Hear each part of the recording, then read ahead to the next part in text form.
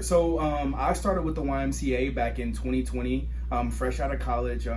Went to Grambling State University. I was a mass communication major, and I started with the Claire Chapin Epps YMCA. My brother kind of told me that it was a good idea to start. I love working with kids. I come from a long line of coaches, so it was kind of already embedded in me to work with kids. So I started off at Claire Chapin Epps YMCA in Myrtle Beach, where I was a camp counselor. That's what I started off as, and then I became a lead counselor. Then moved up to site director. Then I became a coordinator, and then the opportunity for the youth development director came up here in Georgetown, and I threw my hat in the ring, and thank God I was able to get it. Now you just finished your summer program here at the Y. How did that go? It was amazing. The kids had a great time. I want to give a big thanks to all the people who were able to help us make that happen. We were able to have the DNR come talk to us. We had the recycling center who came out. Tylen's Health, they're one of our partners. They came out to give the kids some very beneficial nutrition lessons. We were able to go to the Georgetown County Library a lot, to where they had like magic shows, and they had fish painting there. So the kids had a ball, and in the community, they came and they welcomed us in their spaces, and we just appreciate that. But the good thing about these summer programs that you do and other places is, and we don't have as long of a summer break as we used to, but still, it's a lot of weeks. And for a better way of saying it, I don't know, but the kids' brains don't turn to mush over the summer. Right. You keep them learning, even though they're here and they're having fun doing things, swimming and things like that. They're also learning during the summer. Yes, sir. We actually one of our partners is Freedom Readers, and we were still doing some of the Freedom Readers book style lessons with the kiddos. So we were able to, like you said, kind of help with the kids and them retaining what they learned over the school year. It's much better than just sitting in front of a video game for 9 weeks. Yes, sir. We keep them active. We keep those brains going, and we just try to provide a service to the community in the best way that we can. And now, starting Friday, August 1st, school's back in session, and you're back in session too, because you're going from summer program to after school program. Yes, Tell us about what we can expect. Yes, sir. So it'll be the same thing, just providing that service to the community. Right now, we're at Maryville, McDonald, Kensington, and Andrews Elementary, and we are also looking to add Mingo Creek Academy, Mingo Creek, but by Pleasant Hill. So we'll be serving the Pleasant Hill Elementary kiddos, but it'll be at Mingo Creek at Terrell Hall Road. So during the summer, you were here at the YMCA, and you were at Kensington Elementary School, and but during the school year, you're going to be at all the different schools that you serve. Tell us what's going to be happening. Yes, sir. So we'll be spending some time with the kiddos, helping them out with homework.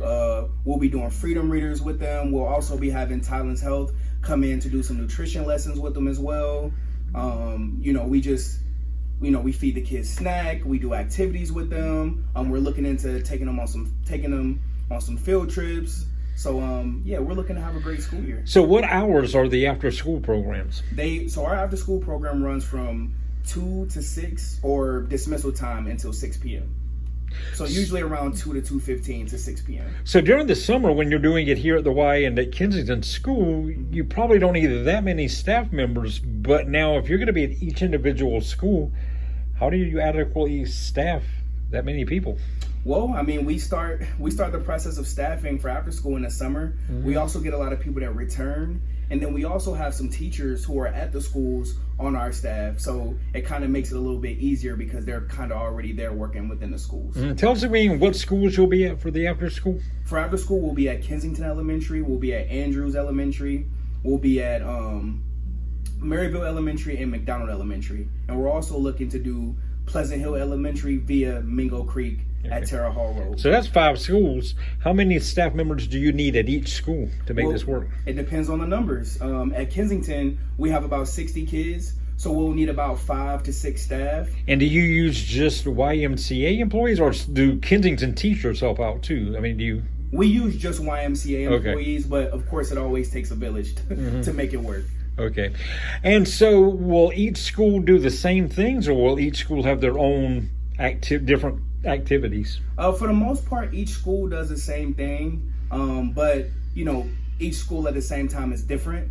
So there may be some slight changes or differences that may be made, but for the most part, the overall blueprint is the same. Yes, sir. Now, I know you don't have the whole year mapped out, but like next week, I mean, what some of the things you'll be doing next week, just to give us an example? Yes, sir. So one of the things that we're going to be doing is just, first of all, getting back acclimated to the after school program. So going over rules and expectations. We'll be trying to get to know some of the newer kids. We'll have some returners, but we'll also have some new kids as well. So the first week we'll just be trying to get to know our kids and letting them know our expectations and what to expect for the remainder of the school year. But once the get to know and all that is behind you, what are some of the activities that will take place?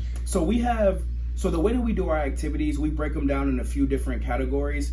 We have STEM, we have art, we have wellness, and we have global. So we'll be doing activities that are catered towards that. So let's say Monday, it may be STEM. So we may grab some toothpicks, marshmallows, and we may build structures out of them. And then we may have like the counselors judge them, and then whichever group has the highest score, they may win. Or if it's STEM, we may make slime. There's a number of things that we can do based on the categories that we kind of hit for the kiddos. But you're teaching to a kid, they might not even know they're learning. Exactly. They're making slime. Yes, they're doing sir. things with marshmallows and toothpicks. That doesn't seem like learning to them, but they're actually learning at the same time. Yes, sir. That's disguised learning. Yeah. Yes, sir. Yeah, that's cool. I mean, it's got to be a lot more, kids willing to participate, knowing they're doing that, and other than we're going to sit down and open this textbook for the next hour. Yes, sir. We got to have something to kind of to keep them going, because they were just in classrooms for 7-8 hours. We don't want to have them come to us and just sit again. So we kind of want to spruce it up a little bit for them, but then also add that disguised learning aspect to it as well. And these after school programs not only help the kids learn, not only let them have fun and a great way to enjoy the afternoon, it helps the parents if they're at work or Yes, things sir. like that.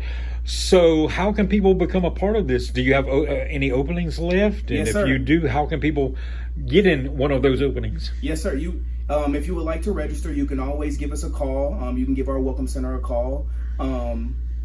Or you can find our registration online at coastalcarolinamca.org. You can go to our after school programs, and then it will have all of the schools that we serve, and you can go right on and register. And our registration is always open, so it stays open through the month. So if you want to register for August, it'll be open that entire month. Now, how do you deal with we do the after school programs, but the calendar is different now? You have the week out in October, you have the week out in February. How do you deal with that with the weeks out? Do you still have the program during those weeks, and then are they all day, or how does that work when you got the weeks out? We do what you call schools out camp. So those weeks that we may be out, we'll still offer childcare, but it will be on site here at the YMCA. But it will be for the full school day then, for Yes, parents sir. who have to work? It will be from 7:30 to 5:30. Yes, Okay, sir. and that's during the weeks are out. Yes, sir. And Yeah. it's almost like a mini summer camp. Okay.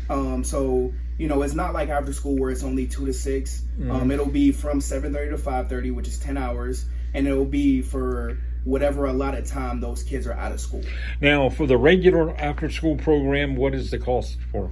For normal after school programming, if you are a member, it is $236. What? Per month. Per month, okay. Yes, sir. Per Okay. month, with financial aid available Okay. if needed. And if they need the added extra time for the weeks that school is out, is there an extra charge for that, or how does that work? Yes, sir. It will be an extra charge. Okay. No deposit required. For members, it starts at $25 per day. So all that information is on your website address. What is that? coastalcarolinamca.org. Okay, and you can get all the details right there. Well, thank you. Anything else you want to say? I think that's all I have.